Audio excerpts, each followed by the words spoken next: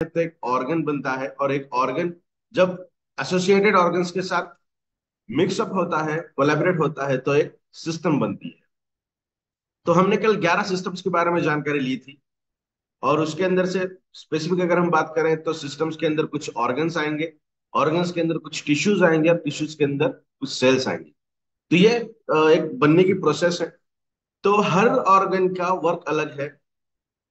अगर हमने सिस्टम की बात करी, सिस्टम सर्कुलेटरी सिस्टम अगर है, तो उसके अंदर ब्लड और न जाने बहुत सी चीजें। तो अगर थोड़ा सा और डिटेल के अंदर हम चले जाएं तो एक ऑर्गन आएगा, थोड़ा और डिटेल के अंदर चले जाएं तो एट लास्ट आएगा सेल। तो हर सेल की अपनी जरूरत अलग अलग। कुछ सेल एनर्जी प्रोड्यूस करने का काम करेंगी, कुछ सेल एनर्जी को डिस्ट्रीब्यूशन का काम करेंगे, कुछ सेल्स के अंदर से बाहर ले जाने का काम करेंगी, कुछ सेल्स बाहर से अंदर ले जाने का काम करेंगी। तो शरीर के अंदर सेल्स का जो काम है वो बहुत विभिन्न तरीके से। तो अगर काम अलग अलग है तो उनको लगने वाली जरूरतें भी अलग अलग होंगी, और ये सब जरूरतों को पूरा करने के लिए ही खाना खाया जाता है, फूड का इंटेक किया जाता है, ताकि उस फूड के अंदर से हमारे सेल को, हमारे शरीर को जो अलग अलग हिस्सों में काम करने वाली ऑर्गेनेल्स हैं, उनको लगने वाली पूरी जरूरतों को पूरा किया जा सके। और वो तब होगा जब हम सीजनल फ्रूट खाएंगे, सीजनल फूड खाएंगे, एटमोसफेयर के हिसाब से हम जिएंगे। दुर्भाग्यवश आज का एटमोसफियर भी उस तरीके से नहीं है, और आज का जो खाना है वो भी उस तरीके से नहीं। तो क्या ये संभव है कि अलग एटमॉस्फेयर के अंदर अलग फूड अगर हम खाएं तो हमारा शरीर उसे एक्सेप्ट कर पाएगा? एक्सेप्टेंस का अर्थ ऐसा नहीं होगा कि हम कोई चीज खा रहे हैं उसका डाइजेशन नहीं होगा, डेफिनेटली डाइजेशन होगा। बट मेरी एक सेल को जरूरत है कैल्शियम की, और मैं कैल्शियम को छोड़ते हुए बाकी और चीज खा रहा हूं, तो क्या उस सेल की जरूरत पूरी हो पाएगी? नहीं। अगर उसकी जरूरत पूरी नहीं हो पाएगी तो वो क्या अपना काम ठीक से कर पाएगी? नहीं। अगर सेल ने अपना काम ठीक तरीके से ना करना, माने हमारे ऑर्गेनल ठीक तरीके से काम नहीं कर पाएंगे, ऑर्गेनल अगर ठीक तरीके से काम नहीं कर पाएंगी तो वो सिस्टम ठीक तरीके से काम नहीं कर पाएंगे। तो हमारे पूरे शरीर को एक सही तरीके से अलाइनमेंट करने के लिए, और डेफिनेटली ये बताते हुए बहुत खुशी होगी मुझे कि ये प्रोडक्ट जो है ये आपके शरीर को अलाइनमेंट करने का काम करता है। फोर व्हीलर आप चलाते हैं, टायर अगर बहुत ज्यादा आपका रन हो गया तो अलाइनमेंट बिगड़ जाती है टायर्स की। तो हमें व्हील बैलेंसिंग करना पड़ता है, अलाइनमेंट करनी पड़ती है, तब जाके हमारा गाड़ी अच्छे से चलेगी। तो हमारे शरीर को भी अलाइनमेंट करना जरूरी है। हम्म? ऐसा कहा गया है कि ये जो शरीर है गाड़ी नामक, इसको अगर हम गाड़ी समझे तो ये दिन रात भागता रहता है। तो इस भागने की प्रोसेस के अंदर किसी भी अच्छे तरीके का फ्यूल देना जरूरी है, अच्छे तरीके का खाना देना जरूरी है, और उसके साथ साथ अलाइनमेंट होना भी बहुत ज्यादा जरूरी है। तो हमारे शरीर को बहुत अच्छी तरीके से अलाइन करने का काम इस प्रोडक्ट के जरिए किया जाता है। तो हमने कल बहुत सारे प्रोसेस के ऊपर बात की, जहां पे अर्थराइटिस था, उसके साथ साथ एंटीऑक्सीडेंट के बारे में हमने बात की। तो बहुत सारी चीजों के बारे में हमने कल डिस्कस किया था। आज हम उससे आगे थोड़ी बात करेंगे। ठीक है, तो मेरा प्रेजेंटेशन में यही शुरू करता हूँ।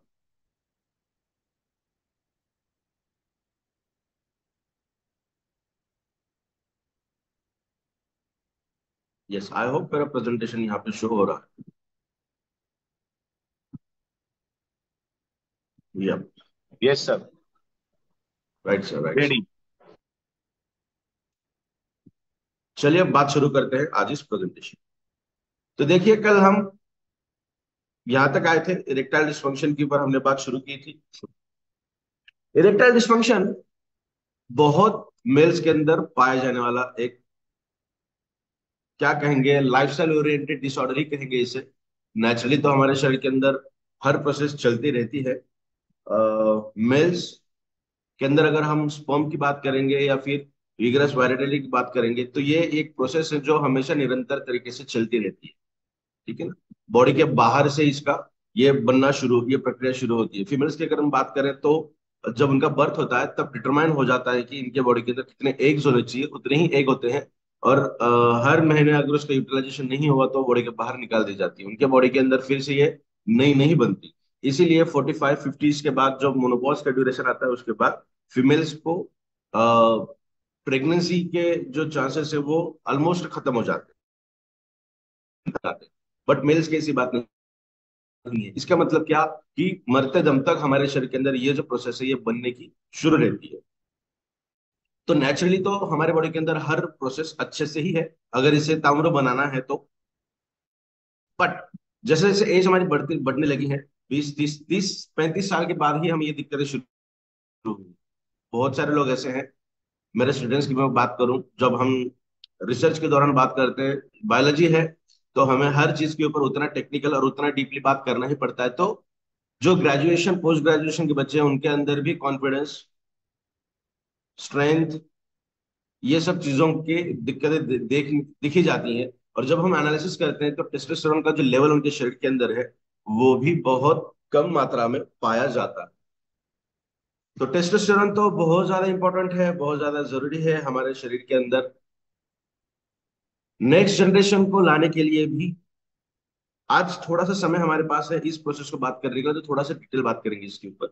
देखिए, स्पर्म जब फ्यूज होता है एग्स के साथ तब जाके फर्टिलाइजेशन होता है, वही गर्भ बनता है।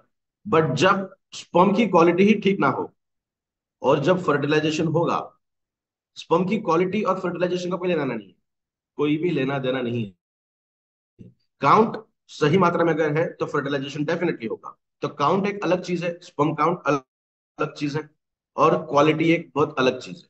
अगर उसकी क्वालिटी अच्छी तरीके से बनानी है तो आपको बहुत हेल्दी खाना खाना पड़ेगा ही पड़ेगा। आमतौर पे देखा जाता है कि स्पर्म की क्वालिटी को ओवरकम करने के लिए, बढ़ाने के लिए ड्राई फ्रूट्स का सेवन ज्यादा किया जाता है। ड्राई फ्रूट्स के अंदर बहुत सारे ऐसे इसेंस होते हैं जो हमारे स्पर्म की क्वालिटी को बहुत अच्छा बनाते हैं।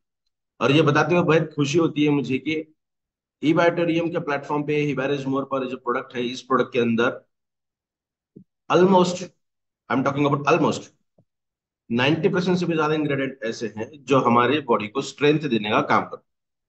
इसका मतलब ऐसा है क्या कि कोई और न काम नहीं करेंगे? अब तक तो हमने हर काम को देखते ही आए हैं, और जानबूझ के इस एक पर्टिकुलर सब्जेक्ट को हमने एट लास्ट रखा ताकि आपको यह समझ में आए कि ये प्रोडक्ट ओनली इरेक्शन के ऊपर काम नहीं करता, ये तो बहुत काम करता है, साथ साथ इसके ऊपर भी काम करता है। ठीक है। तो क्वालिटी को, स्पर्म की क्वालिटी को मेंटेन करने के लिए बहुत सारी चीजें लगती हैं, और उसको पूरी तरीके से स्ट्रेंथ देने का काम इस प्रोडक्ट के जरिए किया जाता है। अगर मैं ये कहूं आपको कि दो हेड वाले स्पर्म्स हैं, दो हेड वाले स्पर्म हैं, तो हाफ ऑफ द डीएनए यहाँ पे खराब है, हाफ ऑफ द डीएनए यहाँ पे खराब है, और वो फर्टिलाइजेशन के अंदर चला गया, तो क्या सही मायनों में फर्टिलाइजेशन ठीक होगा? या फिर जो बच्चा होगा आगे चलकर का वो बहुत अच्छी तरीके से बनेगा? डेवलपमेंटल स्टेजेस के अंदर ना जो भी दिक्कतें आती हैं उसका contributing factor most probably sperms and eggs ही होते हैं। और उसके बाद 3 महीने के बाद या फिर पहले 3 महीने के अंदर अगर फीमेल ने खुद का ख्याल अच्छे से रखा तब तो कोई दिक्कत नहीं आएगी आगे, वो तो फिजिकल पैटर्न्स हो गए, फिजिकल अपीयरेंस हो गए, वो चीज अलग। बट जब फर्टिलाइजेशन होता है तो एग्स एंड स्पर्म्स के लिए ये उनकी क्वालिटी अच्छी रहना बहुत ज्यादा जरूरी है। तो ये प्रोडक्ट उनके क्वालिटी के लिए तो बहुत बेहतरीन तरीके से काम करता ही है। हमने उसकी रीजंस भी देखे थे कि इरेक्शन के लिए क्या क्या दिक्कतें आती हैं, that is for the dysfunction.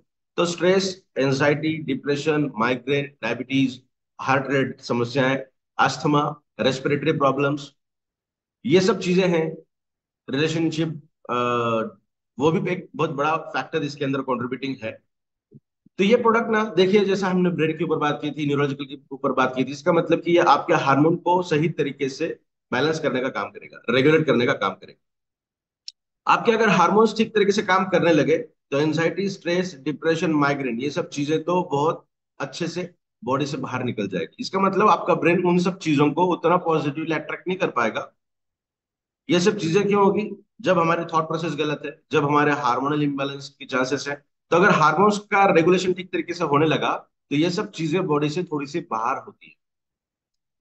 वो एक प्राइम दौर है कि आपको क्या करना है, आपको क्या फोकस करना है। देखिए, ब्रेन की जब हम बात करते हैं तो साइकोलॉजिकल फैक्टर्स भी बहुत इंपॉर्टेंट रोल प्ले करते हैं। आपकी सोच क्या है, आप क्या सोचते हो? आपको अगर हमेशा इस तरीके से लगे कि यार मैं ही सबसे दुखी हूँ, मुझे ही सब ये दिक्कतें होने लगती हैं, तो किस तरीके से आपके हार्मोन्स के चेंजेस हो पाएंगे, आप बताइए।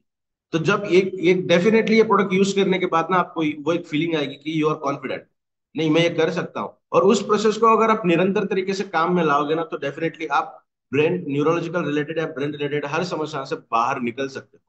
और इसके बहुत सारे टेस्टिमोनियल्स हमारे पास ऑलरेडी है। तो ये बात करेंगे कि इरेक्शन को बढ़ाने के लिए या फिर सेक्सुअल स्ट्रेंथ को बढ़ाने के लिए एक सिल्डेनाफिल सिट्रेट नाम का ड्रग यूज किया जाता है। और मोस्ट एक iconic example for that drug is Viagra. ये क्या करेगा, आपके बॉडी के अंदर टेस्टोस्टेरोन को बियॉन्ड इमेजिनेशन बढ़ाएगा। मेरे बॉडी को चाहिए 80 ml testosterone for intercourse, for sexual ability, तो वो 80 तक बढ़ा देगा। ठीक है ना। और जब वो प्रोसेस खत्म हो जाएगी तो डेफिनेटली ये ऑटोमेटिकली कम हो, उसका एक पर्टिकुलर टाइम ड्यूरेशन रहेगा। बट जब मैं कुछ आर्टिफिशियल ड्रग बॉडी के अंदर ले रहा हूं, चाहे किसी भी तरीके से किसी भी चीज के लिए, ये तो एक एग्जांपल में बता रहा हूं समझने के लिए, बट आप अगर हायर स्टेरॉइड Recording के डोसेज stopped. किसी भी चीज के लिए ले रहे हो ना, किसी भी चीज के लिए ले रहे हो, तो वो दिक्कत वाली बात होगी हमारे शरीर के। वो क्या दिक्कत करेगी कि हमारा जैसे इस एग्जांपल के तौर पे हम देख रहे हैं, मुझे चाहिए 80 और मैंने कोई drug, Recording in artificial drug मेरे बॉडी progress. के अंदर लिया है स्टेरॉइड, वो बियॉन्ड इमेजिनेशन बढ़ा देगा। वो 80 से हो सकता है 100, 120, 140 लेकर जाएगा। मेरा ब्रेन 80 तक ही कंट्रोल कर पाता है, वो अगर उससे ज्यादा चला गया तो किस मायने में उसे कम करेगा। कब कब करेगा, जब उसको 80 की लेवल आएगी तब उसको पता चलेगा कि यार मेरे कंट्रोल में तो उसको मुझे नीचे लाना है। उसे अगर ज्यादा चला जाएगा तो ब्रेन के पास वो एबिलिटी नहीं है कि वो उसे कम कर पाए। अगर वो एबिलिटी रहती तो किसी भी ड्रग का, किसी भी स्टेरॉइड का हमारे शरीर के ऊपर कोई भी साइड इफेक्ट ना रहता। बट दुर्भाग्यवश हमारा ब्रेन उस पर्टिकुलर चीज के ऊपर कंट्रोल नहीं कर पाता, because that is not natural. वो आर्टिफिशियल है। उसे हम बाहर से ऐड करके दे रहे हैं ताकि हमारी बॉडी बियॉन्ड इमेजिनेशन से आगे काम करे।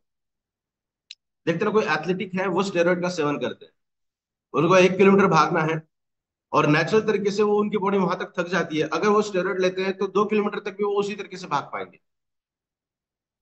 है ना। तो ये जो दिक्कतें हैं ना, इसको ओवरकम करने के लिए बहुत सारा साइंस ने बहुत सारी तरक्की की और मुझे बहुत प्राउड फील होता है। पर्टिकुलर इस चीज के लिए जो हमारा प्रोडक्ट है वो बहुत बेहतरीन तरीके से काम करता है। चाहे किसी भी तरीके की सेक्सुअल डिसेबिलिटीज हो मेल्स के लिए, हार्मोनल का कंटेंट कम होना, स्पर्म की मोटिलिटी, स्पर्म का काउंट, स्पर्म की क्वालिटी, सीमेन का जो थिकनेस है, वो हर तरीके से सेक्सुअल डिसेबिलिटीज के लिए ये प्रोडक्ट काम करता है। बिकॉज फिर से मैं ये कहूंगा कि स्पर्म को क्वालिटी के लिए अलग चीजें लगेंगी, उसके मोटिलिटी, मोटिलिटी का मतलब होता है उसका माइग्रेशन, जिस तरीके से वो आगे बढ़ता है, उसका जो टेल है वो इस तरीके से घूमता है और उस तरीके से घूमने के बाद ही स्पर्म आगे मूव करता है। तो वो घूमने के लिए अलग लगेगा चीज, मोटिलिटी जिसे हम कहेंगे, थिकनेस बढ़ाने के लिए अलग चीज लगेगी। तो क्या यह संभव है कि आप पर्टिकुलर आपका क्या कहेंगे हम, एनालिसिस किया जाएगा और एनालिसिस के बाद ये पता चले क्वालिटी के लिए ये दो चार प्रोडक्ट खाइए, इंग्रेडिएंट खाइए, मोटिलिटी के लिए दो चार इंग्रेडिएंट खाइए, स्ट्रेंथ के लिए ये दो चार इंग्रेडिएंट खाइए, एक्साइटमेंट लेवल को बढ़ाने के लिए अलग से वो चीजें खाइए, तो क्या यह संभव है? बिल्कुल भी संभव नहीं है। और इसीलिए कॉम्बिनेशन जो हम यहाँ पर लेकर आए हैं वो बहुत बेहतरीन तरीके से काम करता है। That is a formulation of इबारज मोर पावर। और ये बहुत बेहतरीन तरीके का फॉर्मुलेशन है जो आपके बॉडी के अंदर जाने के बाद at the same time motility के ऊपर काम करेगा, स्पर्म की थिकनेस के लिए काम करेगा, उसके क्वालिटी के लिए काम करेगा, उसके माइग्रेशन के लिए काम करेगा, थिकनेस के लिए काम करेगा। और डेफिनेटली जो आफ्टर इंटरकोर्स जो साउंड स्लीप होनी चाहिए ना, नेचुरल तरीके से वो होती है। नेचुरली जब इंटरकोर्स होता है तो उसके बाद हमारे बॉडी के अंदर एक अलग तरीके का प्लेजर रहता है जो हमारे नींद के लिए जरूरी है, और हमारे बहुत अच्छी नींद होती है और सुबह आप बहुत अच्छी तरीके से फ्रेश उठोगे। बिकॉज ये जो प्रोसेस है ये पूरे हार्मोनल गवर्न प्रोसेस है। हम इस पर्टिकुलर प्रोसेस के ऊपर ज्यादा डीपली बात नहीं कर पाते क्योंकि हमारा एक सामाजिक बैरियर, एक सोशल बैरियर हमारे लिए। बट अगर हम इसे थोड़ा सा साइंटिफिक समझने का प्रयास करेंगे ना, तो ये हार्मोन्स रिलेटेड चीजें हैं। और हार्मोन का कंट्रोलिंग अच्छा अगर हुआ तो आप ये प्रोसेस के बाद बहुत अच्छा और बेटर फील करोगे, बहुत रिफ्रेशिंग फील करोगे। बट पर्टिकुलर इस प्रोसेस के लिए अगर आप किसी आर्टिफिशियल चीज का इस्तेमाल करोगे तो आपको आफ्टर प्रोसेस आपको headache, body pain, higher acidity और नो साउंड स्लीप, जो गहरी नींद हम कहते हैं ना, वो बिल्कुल नहीं रहेगी और दूसरे दिन भी आपको इसके साइड इफेक्ट देखने मिलेंगे। अगर ये चीज होने लगी है तो इसका मतलब वो आपके लिए कहीं ना कहीं खतरनाक साबित हो सकती है। तो इबारिस मोर पावर इसके लिए बहुत बेहतरीन तरीके से वर्क करता है, इसके भी बहुत सारे रिजल्ट हमारे पास ऑलरेडी प्रेजेंट। तो इसके बारे में भी हम कल बात कर रहे थे कि एक्साइटमेंट आज, टेस्टोस्टेरोन की मात्रा कम रहना, ये और एक चीज बताती है कि मेंटेलिटी को या फिर ब्रेन को सेक्सुअल एक्साइटमेंट महसूस ही नहीं होती, वो अट्रैक्शन ही महसूस नहीं होता। वो फीलिंग ही महसूस नहीं होती। ये सिर्फ मैं सेक्सुअल की बात नहीं करता हूँ, हर चीज के लिए जो अट्रैक्शन होना चाहिए, मेरा अट्रैक्शन है मेरे रिसर्च के लिए, मेरी पढ़ाई के लिए, मेरे रीडिंग के, अगर मेरा माइंड